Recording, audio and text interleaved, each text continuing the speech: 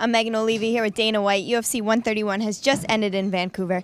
Dana, you heard a lot of criticism about this card, everybody being injured. How stupid are people going to feel tomorrow that they didn't buy this? Listen, you're either a fight fan or you're not. If you're a fight fan, you're going to buy the card. The thing with me is when people start saying fights suck, and I've said this before and I'll say it again, you can't say a fight sucks till the fight's over.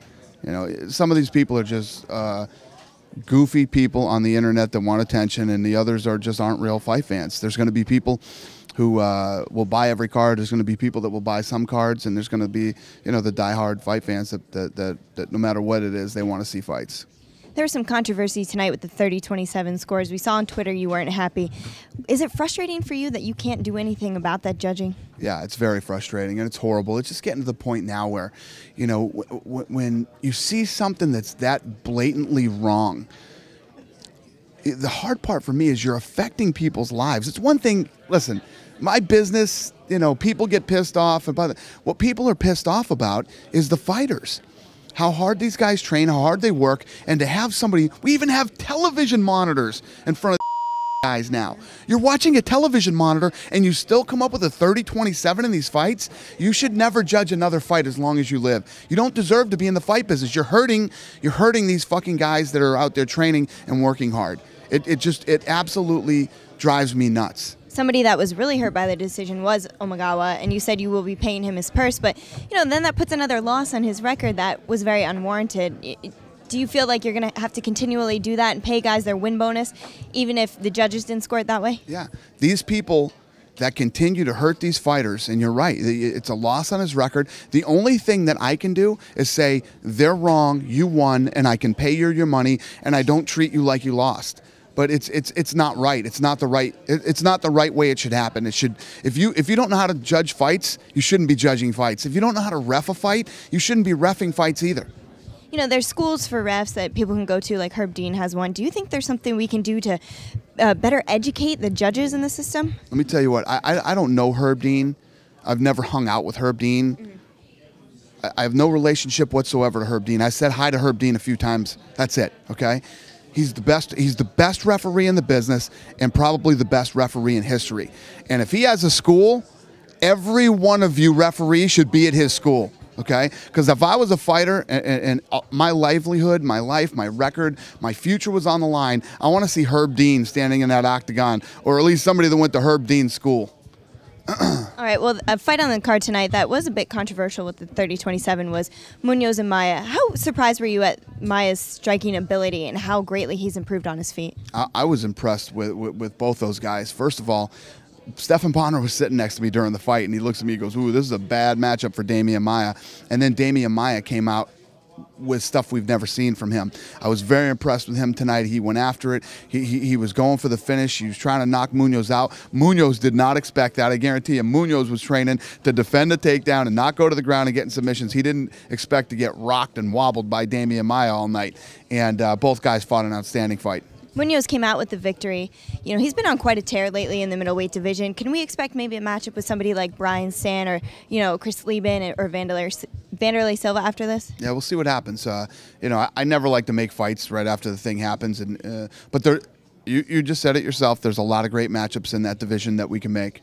Dave Herman put on a great performance tonight in his UFC debut. It's got to be good to get some new blood in the heavyweight division, right? That fight was awesome, and yes, it's so good to see guys that fight like that and guys that, you know, have the heart and the you know, the heart and the skill that guy has. Tell me he doesn't look like Peyton Manning. Doesn't he look just like Peyton Manning? Well, Kenny Florian made his featherweight debut. You know, his weight cut was very talked about. Were you nervous at all? Is he going to make weight on Friday? I was never nervous if Kenny was going to make weight or not. He's a professional and always has been. You know, a guy who came from 85 down to, you know, tonight. But I was wondering, you wonder, after cutting that weight for the first time, you know, was it going to affect his performance? Was he going to be weak? Was he going to gas out? And he didn't. He looked good tonight. What did you think of his performance? That was a back-and-forth fight. Diego gave him quite a war. I thought he looked good. Diego's awesome, man. He's a great fighter. And like Kenny said, I believe what Kenny said, he'll be a world champion someday. He's definitely very good, and Kenny looked awesome tonight. So is he next in line for Jose? You said probably, but can we get anything definitive? Probably, maybe. And what was that earlier where they were talking about You know, me talking about Kenny. The thing is that I've said about Kenny in the past is Kenny fights like he fought tonight, and he fights like he fights all the time. He fights differently in title fights. You know, if he gets that title shot and he goes in and fights like Kenny Florian normally does, you know, and doesn't come up with some crazy game plan to run around in circles or do some other stuff, Kenny Florian could win a title. A title fight we do know is happening is Junior Dos Santos versus Cain Velasquez. Junior really just took over Shane Carwin tonight, manhandled him in there. Are you really excited for this matchup with Cain? Is this one of the most highly anticipated heavyweight bouts the UFC has seen in a while? Yeah, I love this fight. He said tonight he looked great. His game plan's always the same. Somebody called him tonight the modern day Chuck Liddell. I agree with that. He defends the takedown. He tries to knock you out, but going up against Cain Velasquez, he said tonight he's just going to keep focusing on his boxing. He better focus on a lot more than that if he's going to take on Cain Velasquez and seriously try to beat him. Cain Velasquez is well-rounded. He will punch you. He will kick you. He will pick you up and slam you. He will beat you up on the ground, and he is a cardio machine. I call him the Terminator, man. He will not stop until he finishes you. So, you know, I think Junior's going to have to work on his all-around game for the Cain Velasquez fight. Yeah, it's a great matchup. This weekend in Vancouver, though, it's kind of been hockey crazy. These fans love their hockey, but they also love their fights. I heard you talking in the press conference saying in America you kind of, you know, are the 4th or 5th or 6th most popular sport. What's it feel like, you know, being right up there with Canada's, you know, religion, hockey? Right. Yeah, and I don't know if we're the 4th, 5th, or you know, whatever sport in the United States, but that's how we're treated. We don't get the coverage. You know, that's the thing about Canada that's so awesome. They treat us well up here. They treat us with respect. All the media covers us, you know, unlike the United States. All right, and finally, Shaquille O'Neal retired from the NBA this week. We heard some rumblings that maybe you would like to use him as a UFC ambassador. How much truth is there to that? Well, Shaq and I have been talking. He called me the week before he was going to retire. He loves this sport. He's always been a good friend to us. You know, he helped us promote season 1 of The Ultimate Fighter and many other things. And we'll see what happens. We're talking. All right. Well, congratulations on a great fight card tonight, Dana. Thank you. Thanks so much. Keep checking Heavy.com for more coverage.